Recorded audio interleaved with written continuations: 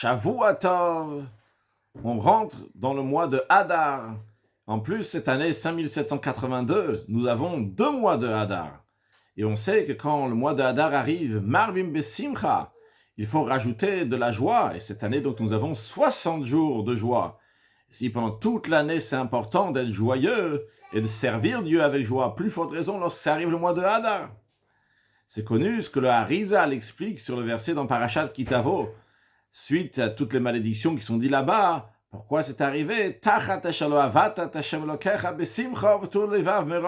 que tu n'as pas servi Dieu avec joie lorsque tu avais tout. Et le Harizal dit que c'est pas juste que tu n'as pas servi Dieu, c'est que tu n'as pas servi Dieu avec joie. Donc d'où l'importance d'avoir le service de Dieu avec joie. Et pas juste le service de Dieu, mais tout simplement être joyeux en général. Et le Rabbi il a dit qu'il faut pour notre génération simcha betaharata, tout simplement être joyeux, et que le fait d'être joyeux, c'est ça qui va amener la venue de Mashiach.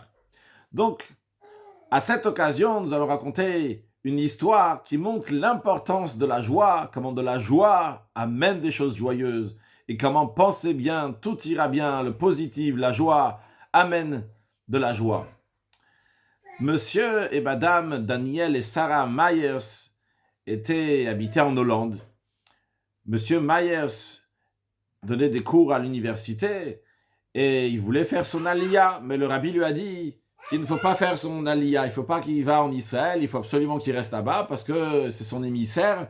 Le fait même qu'il est là-bas à la faculté et les gens voient quelqu'un avec une kippa, avec une barbe, avec des tzitzit, eh bien ça même, ça a motivé les gens à faire Torah Mitzvot. Et en effet, donc ils sont restés en Hollande. En 1973, l'hiver a été difficile. Il y avait beaucoup de neige, beaucoup de nuages, et sûrement que les nuages aussi sont rentrés dans la maison, ont mis un esprit de marachora mélancolique, de tristesse. Mais surtout, il y avait de quoi être triste, pas joyeux. Ils avaient des problèmes de parnassa. Ils n'avaient pas suffisamment de quoi nourrir la famille avec largesse. Et chaque chose était difficile, financièrement. Lorsque ça arrivait la fête de Purim, ils voulaient fêter Purim avec d'autres personnes, mais ils n'avaient pas le moral. Et en plus, lorsque ça arrivait Purim le matin, il y a encore une petite chose comme ça qu'il a fait, qu'il a rendu encore plus triste, et qu'il était encore plus malheureux, et il n'était pas du tout joyeux. Finalement, ils ont fait un repas de Purim après-midi, mais leur cœur n'était pas Purimdik, comme on dit, n'était pas dans l'esprit de Purim. Le lendemain, Shushan Purim, Madame Myers avait un rendez-vous chez le dentiste Dr Shapiro, lui aussi un juif que le rabbi a ramené au judaïsme. Et vu que ce rendez-vous chez le dentiste était à l'heure que les enfants sortaient de l'école, elle a demandé à son deuxième garçon, et lui a dit, s'il te plaît, va prendre Sarah, la fille de 5 ans. Son garçon, il avait 8 ans. Va prendre la fille de 5 ans, sort là de l'école en même temps que toi. Bien, elle était chez le dentiste, et le dentiste commence à s'occuper d'elle, et tout d'un coup, elle entend l'ambulance, des ambulances. Tout de suite, elle dit au docteur, je dois y aller, quelque chose de grave est arrivé à mes enfants. Alors, le docteur lui dit, ça va pas, il y a 800 000 habitants ici, tu as décidé que quelque chose est arrivé à tes enfants. Et elle a dit, non, je dois y aller. Elle a tout lâché, elle est partie jusqu'à l'endroit où se trouvaient les ambulances, où elle voyait qu'il y avait quelque chose qui s'était passé là-bas. Et lorsqu'elle arrive, on lui dit, elle se renseigne, et on lui dit qu'il y avait un enfant, un juif, qui était sur un vélo, avec sa petite sœur derrière, et les policiers sont passés, et ils l'ont éjecté à quelques mètres. La fille, rien ne lui est arrivé, c'est un miracle, mais le garçon, quelque chose lui est arrivé, ils l'ont pris à l'hôpital.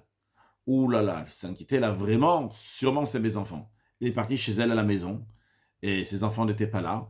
Donc elle a compris qu'en effet, c'était bien ses enfants, c'était bien son fils. Sa fille, on lui avait dit que sa fille, quelqu'un l'avait pris, un des amis l'avait pris quelque part. Donc elle appelle l'hôpital, et en effet, là-bas, il y a l'enfant Myers qui se trouve à l'hôpital. Évidemment, elle est partie à l'hôpital, son mari après l'a rejoint à l'hôpital, et le médecin était pessimiste sur la situation, ce qui allait se passer, ils n'avaient pas encore fait tous les examens, etc. Il a finalement, Baruch Hashem, la tête n'avait rien du tout, le pied, il a dû avoir donc certaines opérations, et tout s'est bien passé. Mais l'histoire que je vais raconter est la suivante, c'est que le lendemain, il y a Purim, Shushan Purim, et le lendemain, ils ont téléphoné, ils ont téléphoné au secrétaire du rabbi, le Rav Khadakov, et M. Myers a expliqué la situation, ce qui s'est passé. Il a dit, voilà, notre fils, il a eu ci et ça, etc. On veut une bracha du rabbi, que tout allait bien. Ils ne savaient pas encore, le médecin n'avait pas encore dit des choses positives, il ne savait pas encore comment ça allait se passer, donc il voulait une bracha, que tout va bien se passer. Et le Rav Khadakov, il écoute, il écrit tout. Et M. Myers, qui avait des bons contacts avec Rav Khadakov, il dit, Rav Khadakov, si je peux me permettre, je peux demander encore une question, s'il vous plaît. Rav Khadakov, il dit oui. Il dit, si possible de savoir, pourquoi ça nous est arrivé une telle chose? Pourquoi c'est arrivé une telle chose à notre fils? Le rabbi, en général, ne parlait pas au téléphone. Mais le rabbi écoutait des fois les conversations du secrétaire avec ceux qui téléphonaient au secrétaire. Et soudainement, monsieur et madame Meyers, qui étaient au téléphone et qui étaient ensemble donc au téléphone pour écouter et parler au secrétaire, ils entendent la voix du rabbi qui dit « Il n'était pas joyeux à Purim ». Le secrétaire a répété, est-ce que toujours le secrétaire répétait, est-ce que le rabbi a parlé au secrétaire, il n'a pas parlé aux gens? Le secrétaire a répété, mais ils n'avaient pas besoin que le secrétaire répète, ils sont très bien entendus ce que le rabbi a dit. Alors, déjà, ils étaient très étonnés comment le rabbi se trouve à Crown Heights, à Brooklyn, et eux, ils se trouvent en Hollande, le rabbi sait ce qui se passe chez eux. Mais ce qui leur a motivé, ce qu'ils savent que quand ils sont joyeux, le rabbi aussi sait qu'ils sont joyeux, ça donne une motivation pour faire ce qu'il faut pour que le rabbi va être joyeux. Alors, un des messages de cette histoire, c'est que lorsqu'on est joyeux, tout va bien. Quand tout va bien, ça peut être tout simplement que tout le monde est en bonne santé. C'est simplement, mais c'est un grand bonheur. Tout va bien. Et Chas Shalom, que Dieu en préserve, le contraire. Dans le Zohar, dans Parashat Tetzav, il est dit que lorsque quelqu'un, il a la tristesse, eh bien, il a un visage qui est triste. Eh bien, d'en haut aussi, on se comporte d'une telle manière. C'est un miroir.